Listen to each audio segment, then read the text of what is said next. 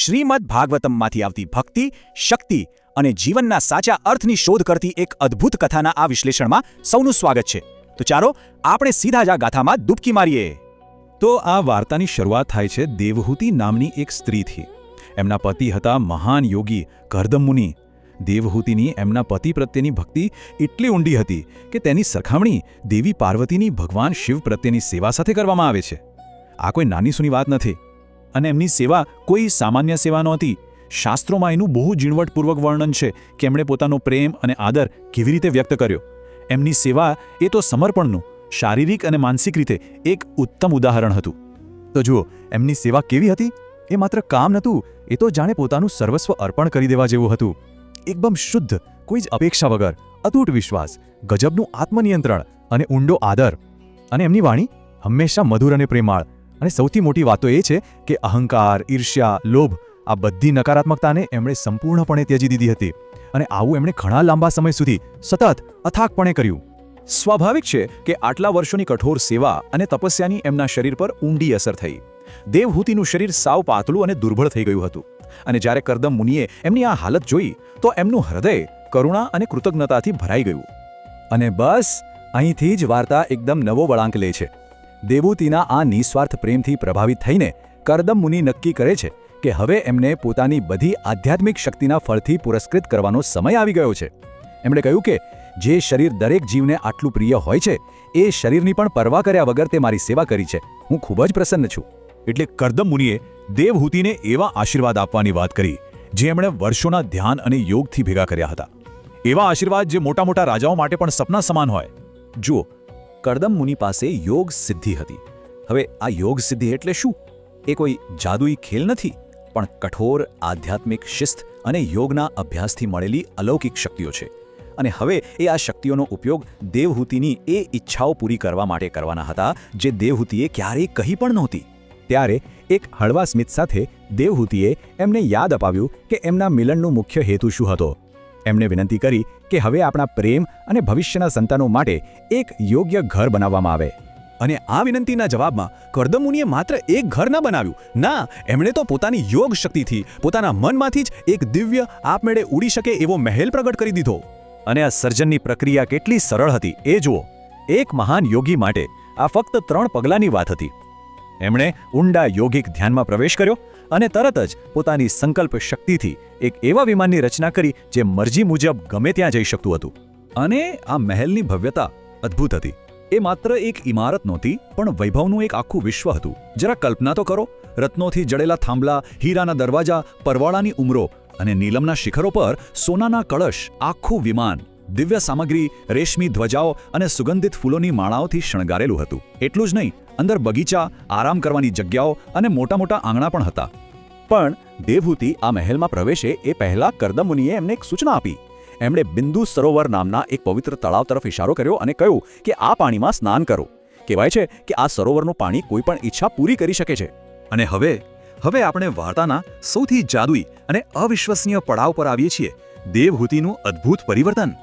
આ પરિવર્તન ખરેખર અકલ્પનીય હતું.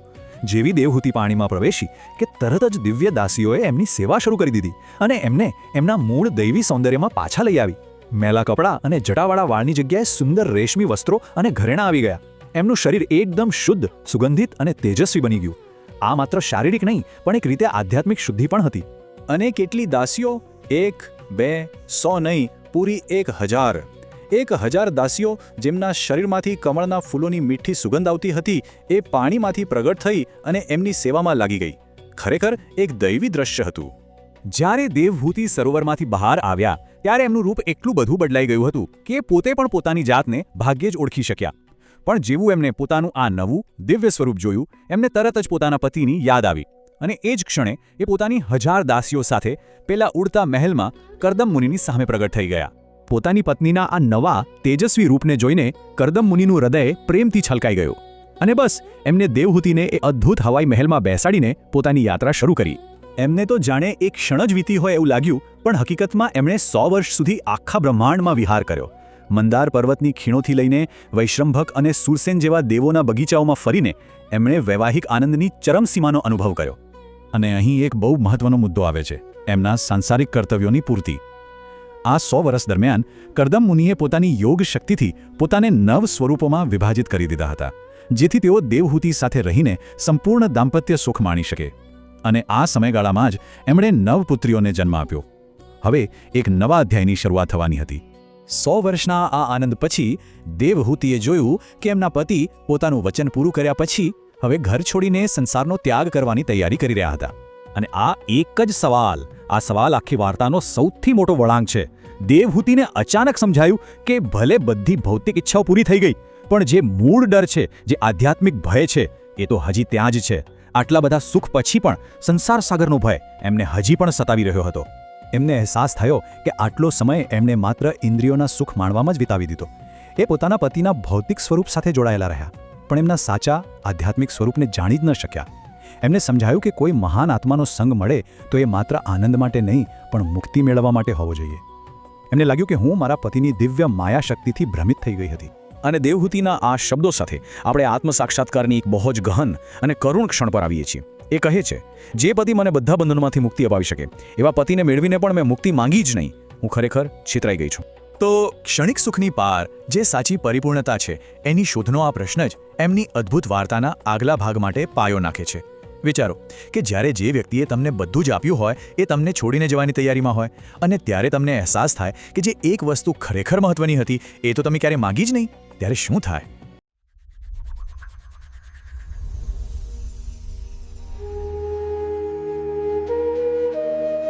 જરા વિચારો, એક એવી સ્ત્રી જેણે પોતાની યુવાની, પોતાની સુંદરતા અને આખું જીવન એક ઘોર જંગલમાં પોતાના પતિની કઠોર સેવામાં હોમી દીધું હોય.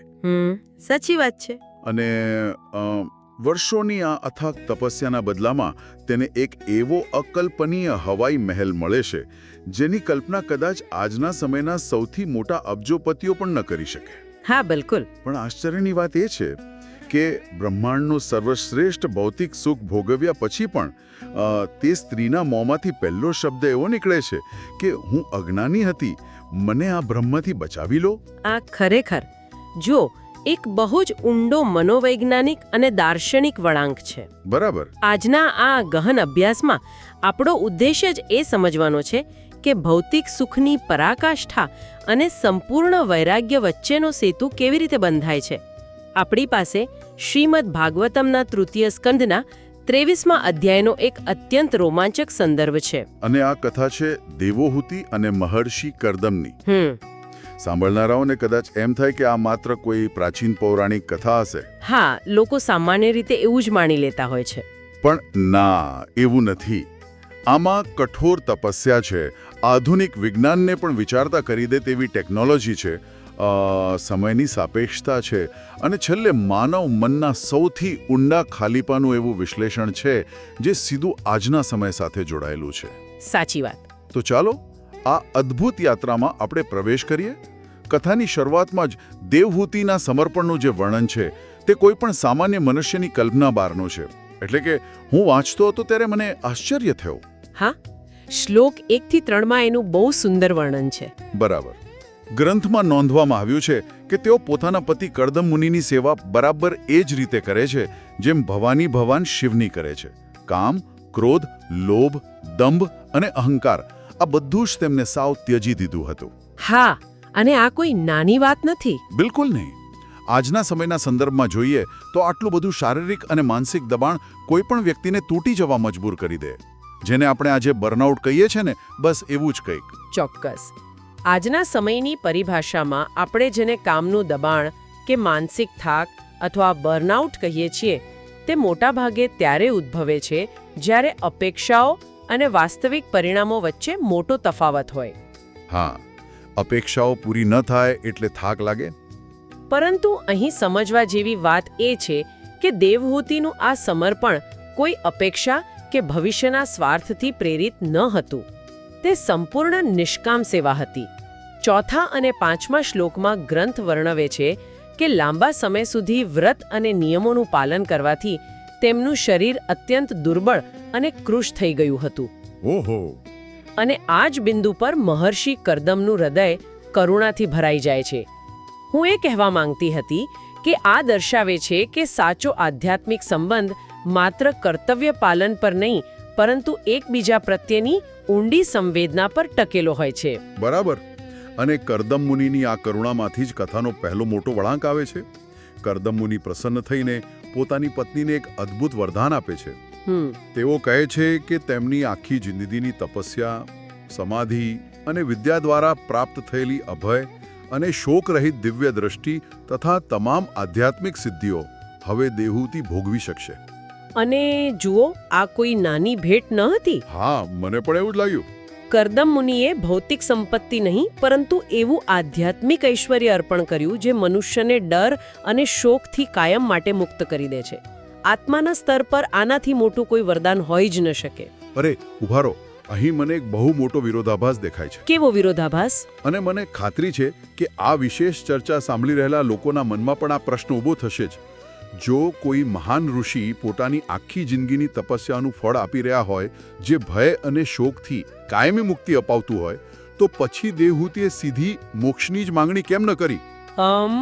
એ બહુ રસપ્રદ પ્રશ્ન છે. એટલે કથા આગળ દર્શાવે છે કે દેવહૂતિ નમ્રતાથી આ વરદાન સ્વીકારે છે, પણ તરત જ કરદમ મુનિને સંતાન પ્રાપ્તિનું તેમનું જૂનું વચન યાદ અપાવે છે. હા, શ્લોક 9 થી 11 માં આ વાત આવે છે.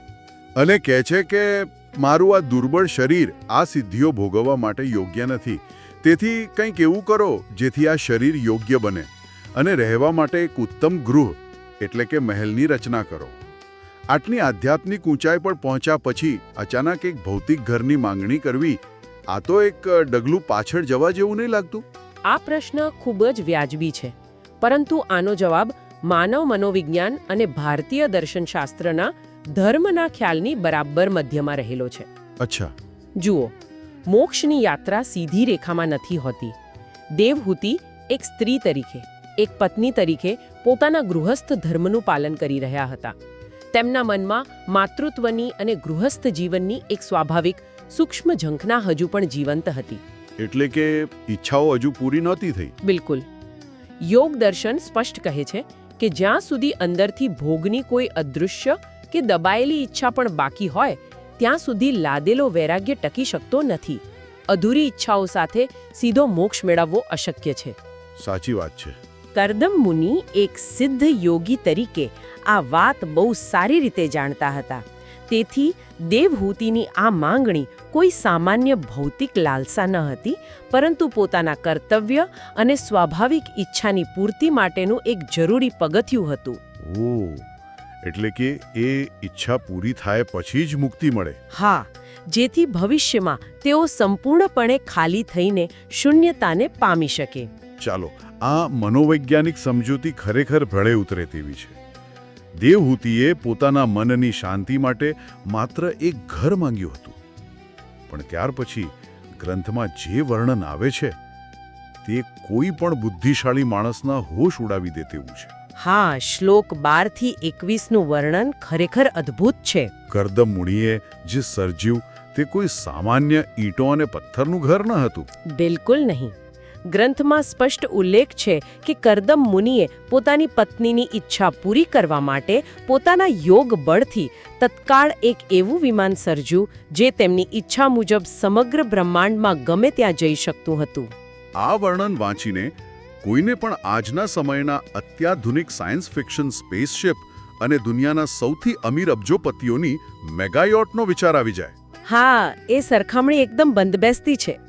જેના કલ્પના કરી શકાય કે આ વિમાન માત્ર મનના વિચારથી આંખના પલકારામાં તૈયાર થઈ ગયું હતું. તેમાં મણિઓના સ્તંભો હતા, વિવિધ રત્નો જડેલા હતા, સુંદર રેશમી પતાકાઓ લહેરાતી હતી.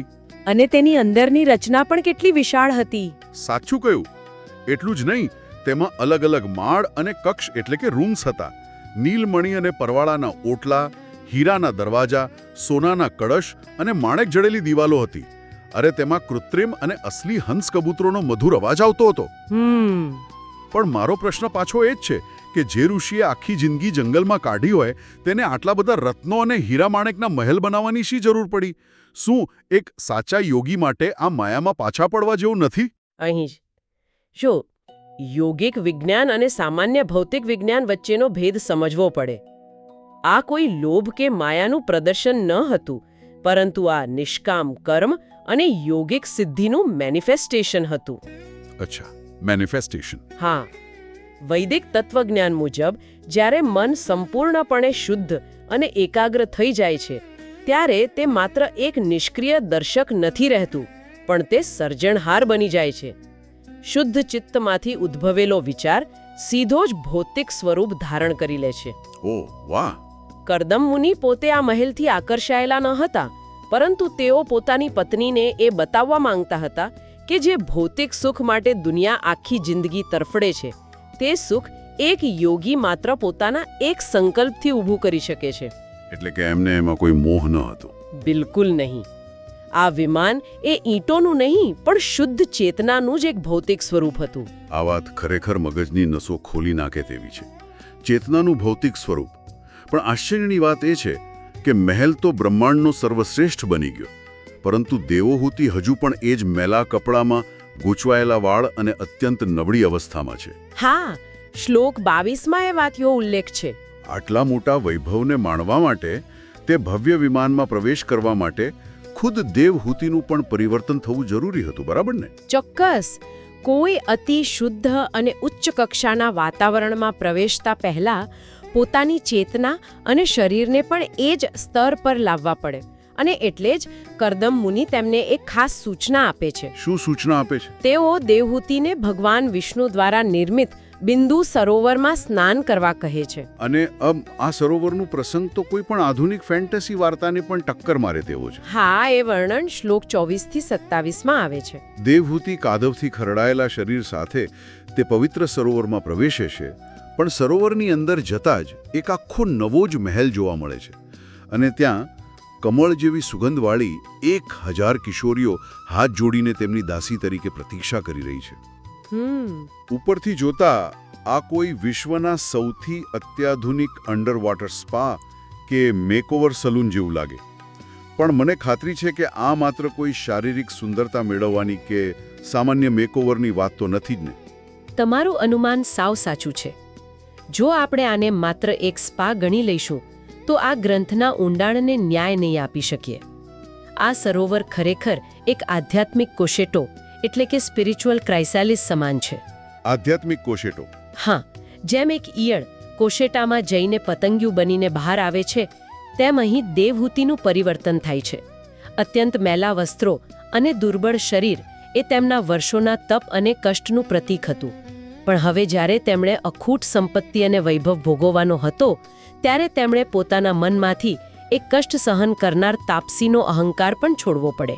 અરે વાહ, આ દ્રષ્ટિકોણ તો મેં વિચાર્યો જ નહોતો. અને જુઓ, સરોવરની અંદર રહેલી 1000 દાસીઓ એ બીજું કોઈ નહીં પણ પ્રકૃતિની જ અલગ અલગ શક્તિઓ છે, જે શુદ્ધ ચેતનાની સેવા કરવા માટે હંમેશા તત્પર રહે છે.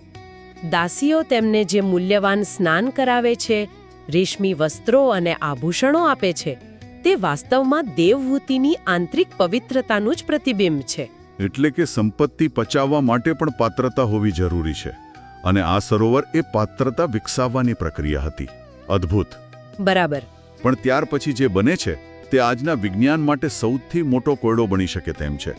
દેવહૂતિ દર્પણમાં પોતાનું નવું, સુંદર અને આભૂષણોથી સજ્જ રૂપ જુએ છે, અને પછી જેવી તે પોતાના પતિ કરદમ મુનિનું સ્મરણ કરે છે, તે તરત જ સરોવરમાંથી તેમની પાસે પહોંચી જાય છે.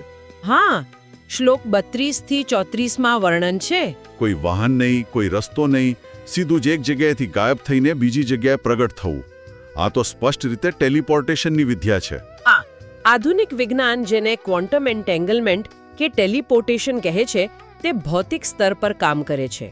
પરંતુ યોગ દર્શનમાં આ મનોજવ શક્તિ છે, એટલે કે મનની ગતિથી મુસાફરી કરવી.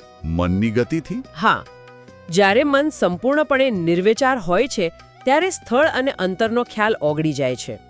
યોગમાં મન અને શરીર વચ્ચેનું અંતર શૂન્ય થઈ શકે છે. જ્યારે દેવહૂતિ પોતાની જાતને અચાનક પોતાના પતિની સામે જુએ છે, ત્યારે તે પોતે પણ આ યોગમાયા જોઈને આશ્ચર્યચકિત થઈ જાય છે. આ આશ્ચર્યની વચ્ચે કરદમ મુનિ આ ચમકતા રૂપ સાથે દેવહૂતિને પેલા ભવ્ય વિમાનમાં બેસાડે છે, અને હવે શરૂ થાય છે બ્રહ્માંડની યાત્રા. હા, શ્લોક 38 થી શરૂ થતો આ પ્રવાસ છે.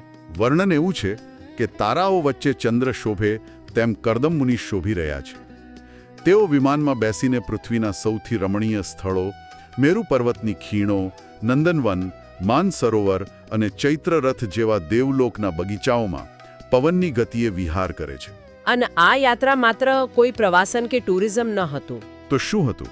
આ યાત્રા માનવીય ચેતનાની સર્વોચ્ચ સંભાવનાઓનું પ્રદર્શન હતું. ગ્રંથમાં અહીં એક બહુ જ સચોટ દાર્શનિક પ્રશ્ન મૂકવામાં આવ્યો છે કે જેમના મન ભગવાનના ચરણોમાં સ્થિર છે તેમના માટે આ બ્રહ્માંડમાં શું અશક્ય છે. સાચી વાત, કંઈ જ અશક્ય નથી. આ યાત્રા દ્વારા કરદમ મુનિ દેવહૂતિને સમગ્ર બ્રહ્માંડના ઐશ્વર્યનો અનુભવ કરાવી રહ્યા હતા, જેથી તેમના મનમાં ક્યાંય પણ કોઈ વસ્તુ જોવાની કે ભોગવવાની લાલસા બાકી ન રહી જાય. અને આ સમગ્ર બ્રહ્માંડનું દર્શન કરાવ્યા પછી જ્યારે તેઓ પોતાના આશ્રમ પાછા ફરે છે ત્યારે આધુનિક ભૌતિકશાસ્ત્રના પાયા હચમચી જાય તેવી ઘટના બને છે. હા, એ ઘટના બહુ જ ગહન છે. કરદમ મુનિ પોતાની યોગ શક્તિથી એક સાથે 9 અલગ અલગ સ્વરૂપ ધારણ કરે છે અને દેવહૂતિ સાથે વિહાર કરે છે. એક સાથે 9 સ્વરૂપ. અને એનાથી પણ મોટી નવાઈની વાત એ છે કે આ રીતે વિહાર કરતા કરતા 100 શરદ ઋતુઓ એટલે કે 100 વર્ષનો સમય પસાર થઈ જાય છે. પરંતુ તેમને આ 100 વર્ષ માત્ર એક જ ક્ષણ સમાન લાગે છે. શ્લોક 46માં સ્પષ્ટ લખ્યું છે. જ્યારે મેં આ વાંચ્યું ત્યારે મારા મનમાં સીધો જ આલ્બર્ટ આઇન્સ્ટાઈનની થિયરી ઓફ રિલેટિવિટીનો વિચાર ઝબકી ગયો. એટલે કે સમયની સાપેક્ષતા. સમય ખરેખર કોના માટે કેવી રીતે પસાર થાય છે તેની આનાથી શ્રેષ્ઠ સમજૂતી શું હોઈ શકે? જુઓ, આઇન્સ્ટાઈનની સાપેક્ષતાનો સિદ્ધાંત ભૌતિક ગતિ અને ગુરુત્વાકર્ષણ પર આધારિત છે.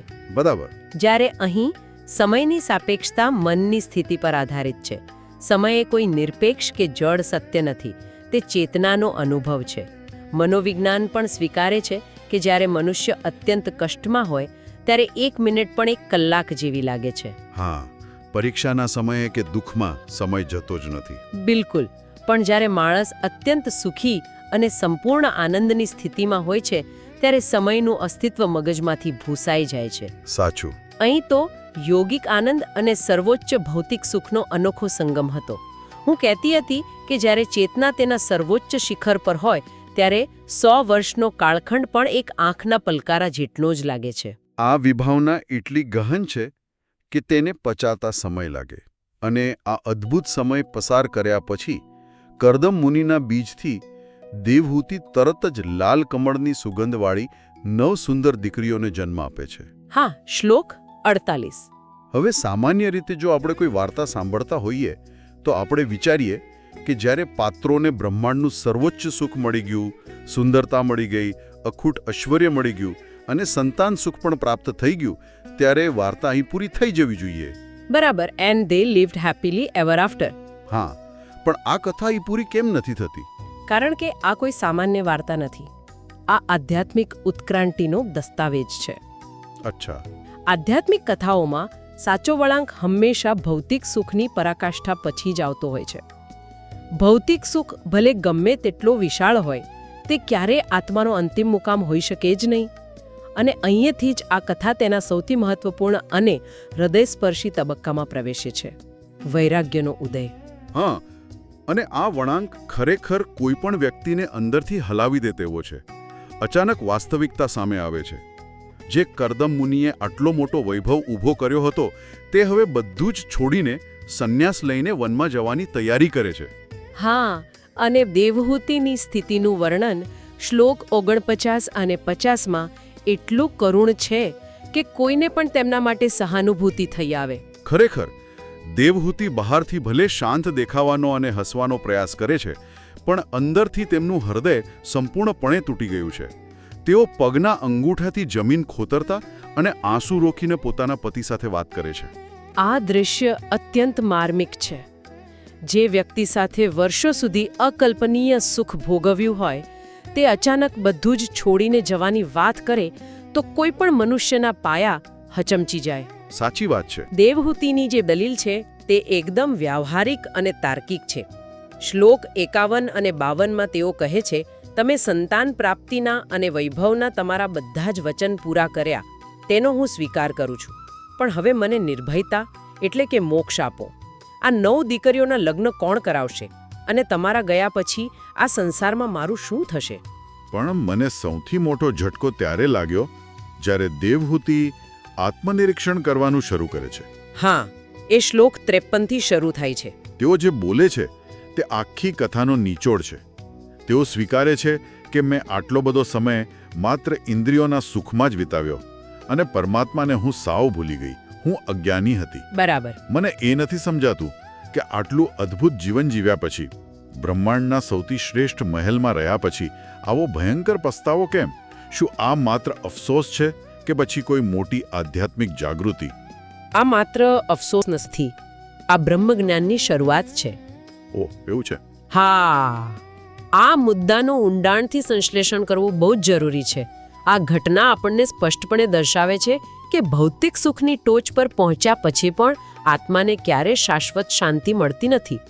દેવહૂતિને અચાનક એ સત્ય સમજાઈ ગયું કે જે ઇન્દ્રિયોના સુખને તેઓ જીવનનું લક્ષ્ય માનતા હતા તે વાસ્તવમાં માત્ર એક ભ્રમ હતો.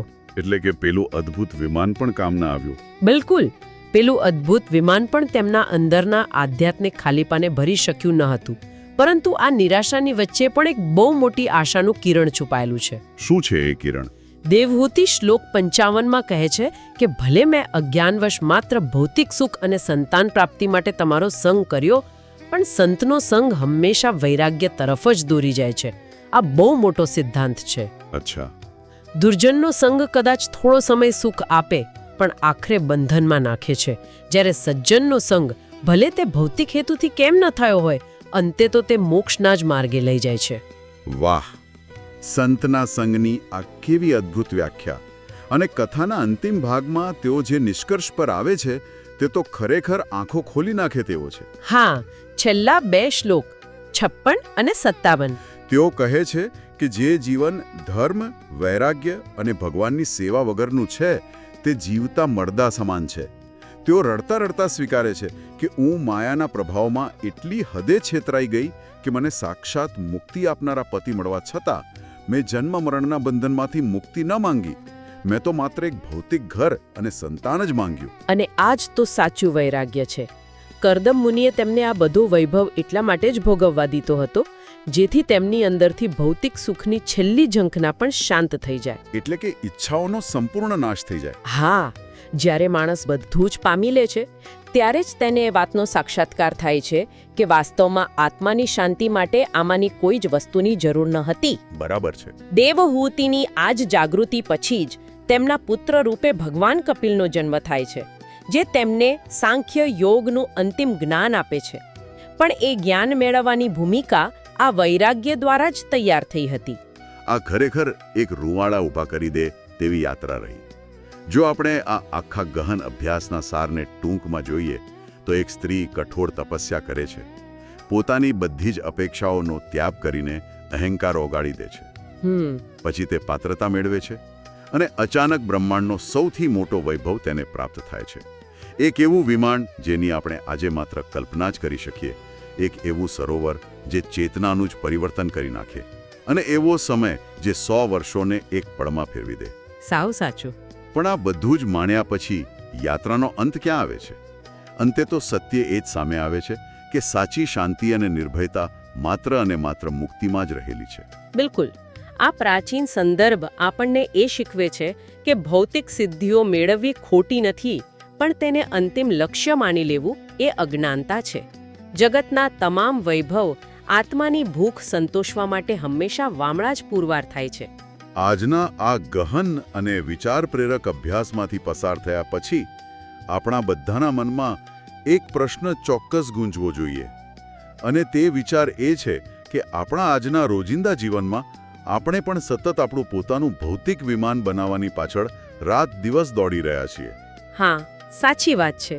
કોઈને સપનાનું પરફેક્ટ ઘર જોઈએ છે, કોઈને મોટું બેંક બેલેન્સ જોઈએ છે, તો કોઈને દુનિયાની અદ્યતન સુવિધાઓ જોઈએ છે. આપણે એવું દ્રઢપણે માની લઈએ છીએ કે આ વિમાન બની જશે એટલે જીવનમાં બધું જ બરાબર થઈ જશે, કાયમી શાંતિ મળી જશે. પણ શું ખરેખર એવું થાય છે? એ જ તો પ્રશ્ન છે. શું આપણે ભૂલી તો નથી ગયા ને કે આજના અભ્યાસમાં જેણે આખી દુનિયાનું સર્વોત્તમ વિમાન બનાવ્યું હતું જેની પાસે બધું જ હતું તેણે પણ સાચી શાંતિ અને મુક્તિ માટે અંતે વિમાનને ત્યાં જ છોડીને જંગલ તરફ જવું પડ્યું હતું. આજે રાત્રે શાંતિથી બેસીને માત્ર એટલું વિચારવા જેવું છે કે આપણા જીવનની આ દોડધામમાં આપણે ખરેખર સાચી મુક્તિ અને નિર્ભયતા માંગી રહ્યા છીએ કે પછી માત્ર આપણા પોતાના જ બાંધવા માટે સોનાની જંજીરો ઘડી રહ્યા છીએ. જરા વિચારજો.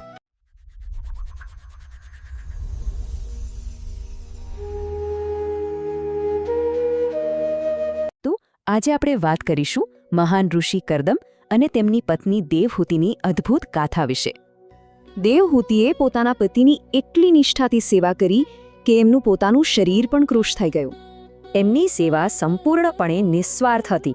કોઈ અંગત ઈચ્છા નહીં, બસ પતિની સેવા. વર્ષોની આ કઠોર તપસ્યા પછી દેવહૂતિની દશા જોઈને ઋષિ કર્દમનું હૃદય કરુણાથી ભરાઈ ગયું. તેમણે કહ્યું, હું તારી સેવા અને આદરથી ખૂબ પ્રસન્ન છું. તું જે ચાહે એ માગી શકે છે. દેવહૂતિએ શરમાઈને ફક્ત તેમના જૂના વચનની યાદ અપાવી, સંતાન પ્રાપ્તિના વચનની. દેવહૂતિને પ્રસન્ન કરવા કર્દમ ઋષિએ પોતાની યોગ શક્તિથી એક અદ્ભુત ઉડતો મહેલ બનાવ્યો. આ કોઈ સામાન્ય મહેલ નહોતો. આ તો એક જાદુઈ વિમાન હતું જે ગમે ત્યાં જઈ શકતું. અંદર બધું જ હતું: આરામ, વૈભવ, આનંદ, કલ્પના બહારની સુવિધાઓથી સજ્જ. પછી કર્દમ મુનિએ દેવહૂતિને એક પવિત્ર સરોવરમાં સ્નાન કરવા કહ્યું, જે બધી ઈચ્છાઓ પૂરી કરતું. દેવહૂતિએ જેવો સરોવરમાં પ્રવેશ કર્યો, 1000 દિવ્ય કન્યાઓ એમની સેવામાં હાજર થઈ ગઈ. અને જોતજોતામાં એમનું તપસ્યાથી કૃશ શરીર દિવ્ય સૌંદર્યથી ઝળહળી ઉઠ્યું. આટલું સુંદર અને તેજસ્વી રૂપ પામીને તે પોતાના પતિની યોગ શક્તિનો પ્રભાવ જોઈ રહી. પછી કર્દમ મુનિ દેવહૂતિને એ ભવ્ય ઉડતા મહેલમાં લઈ ગયા અને એમની બ્રહ્માંડ યાત્રા શરૂ થઈ. દેવલોકના બગીચાઓથી લઈને મેરુ પર્વતની ખીણો સુધી એમણે સાથે મળીને દિવ્ય આનંદ માણ્યો. આમ કરતાં કરતાં પૂરા 100 વર્ષ વીતી ગયા. પણ એમને તો એવું લાગ્યું કે જાણે બસ એક પળ જ વીતી હોય. આશ્રમ પાછા ફર્યા બાદ એમને 9 પુત્રીઓનો જન્મ થયો. દરેક પુત્રી કમળની જેમ સુગંધિત હતી. હવે પોતાનું વચન પૂરું થતાં કર્દમ મુનિએ સંસાર ત્યાગવાની તૈયારી કરી. આ જોઈ દેવહૂતિ ચિંતિત થઈ. 100 વર્ષનો આનંદ અને ભક્તિમય જીવન પછી દેવહૂતિ ખરેખર શું ઈચ્છતી હતી? તેમણે કહ્યું, આટલો સમય તો હું ઇન્દ્રિયોના સુખમાં જ ખોવાયેલી રહી. હવે મને નિર્ભયતા જોઈએ છે. દેવહૂતિને સમજાયું કે જેમની પાસે મોક્ષ આપવાની શક્તિ છે, એમની પાસે એમણે સાંસારિક સુખ માંગ્યું. તો શું સૌથી મોટો સાંસારિક મોહ પણ અંતે આધ્યાત્મિક મુક્તિ તરફ દોરી શકે છે?